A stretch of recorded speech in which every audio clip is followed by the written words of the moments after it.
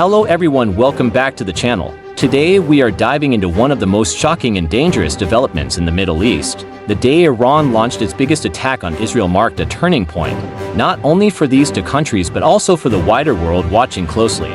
This was not just another border clash or proxy fight. It was a direct confrontation that shook the foundations of the region and sent alarm bells ringing across global capitals. The attack came suddenly, but the tensions that fueled it had been building for years.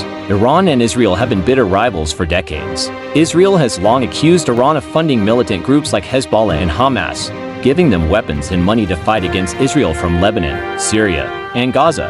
Iran, on the other hand, has claimed that Israel is destabilizing the region, oppressing Palestinians, and working with Western powers to isolate Tehran. Each side has traded threats and smaller strikes over time, but what unfolded on this day was something unprecedented.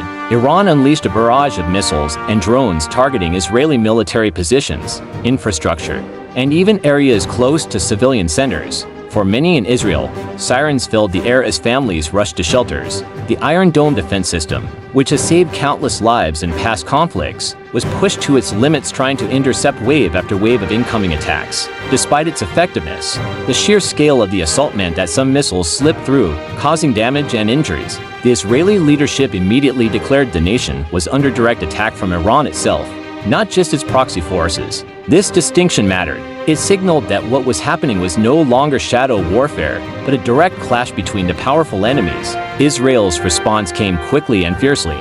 Fighter jets were scrambled, and within hours, Israeli strikes were pounding Iranian-linked targets across Syria, even threatening to reach deeper into Iranian territory. The images that followed were dramatic.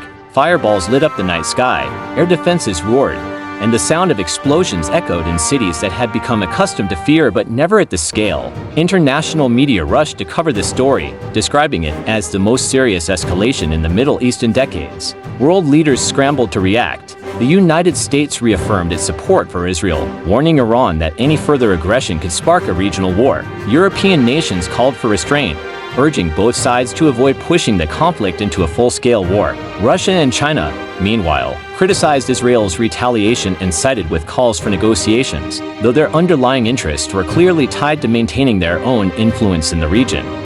For ordinary people on the ground, however, the politics mattered little. What mattered was survival.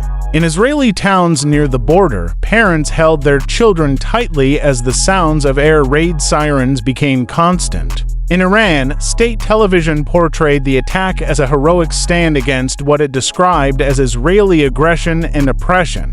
Crowds gathered in Tehran, waving flags and cheering, even as the international community condemned the escalation. Analysts quickly began debating what had driven Iran to take such a bold step. Some argued that it was a show of strength, a signal to both domestic and foreign audiences that Iran would not be intimidated by sanctions, assassinations of its scientists, or covert strikes on its facilities. Others believed it was a reckless gamble, one that risked inviting overwhelming retaliation from Israel and its allies. Either way, the message was clear. Iran was willing to cross a line it had carefully avoided for years.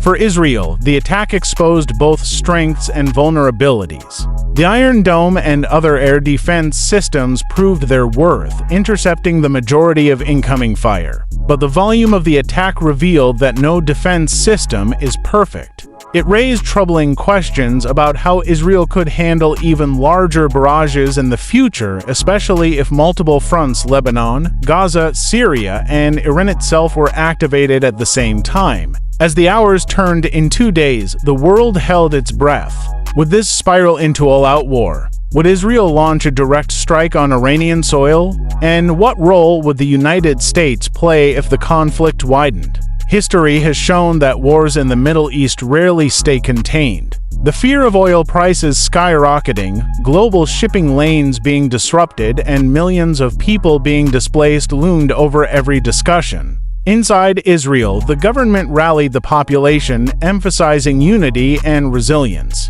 Military officials promised that every strike would be answered and that Iran would pay a heavy price for daring to launch such a large-scale assault. On the Iranian side, leaders celebrated what they called a victory against their enemy, framing the attack as a blow against Israeli arrogance and a step toward liberating the Palestinians.